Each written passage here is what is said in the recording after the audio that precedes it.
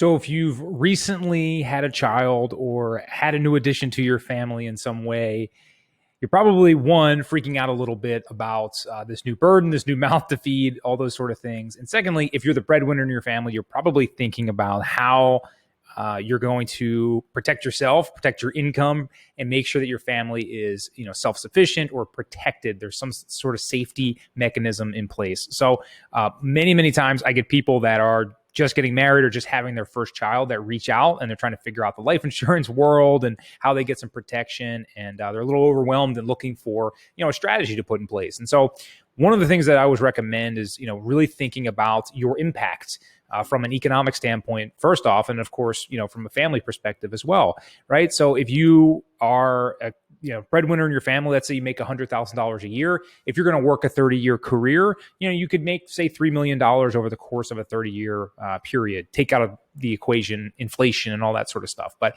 generally speaking, that's what you're going to contribute to the economy. That's what your family can afford, a certain lifestyle based on that.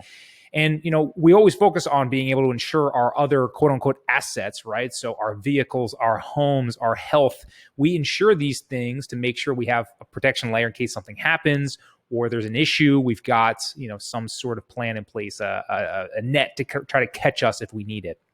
So the same thing should happen in life insurance, and it shouldn't just be around if I happen to die prematurely. Yes, that's one thing that can happen, but it's usually pretty rare that people are going to die prematurely, die young, or something's going to happen.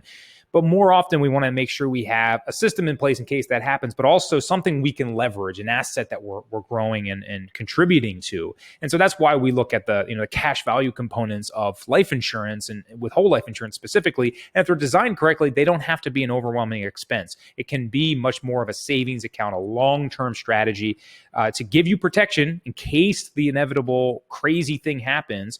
Or, God forbid something happens to you and you're not in the picture, but also to grow an asset in the meantime. So give you protection, but also in the interim, give you living benefits, things that you can leverage, cash accumulation that you can benefit from, guaranteed growth, tax advantages, all those sort of things are really, really helpful.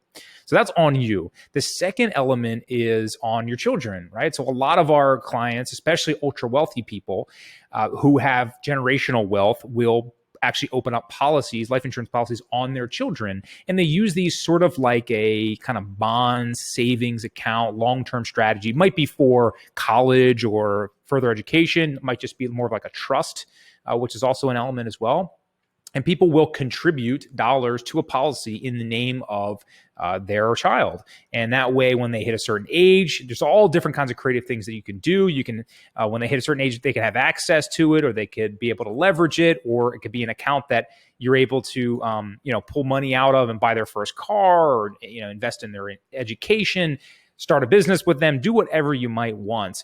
So that this is a critical sort of life event that happens. And this is when a lot of people will step in and say, okay, how can I start thinking about the long term? I want to protect myself and my family. And how can I set my offspring up for success? How can I make sure my child is getting an advantage?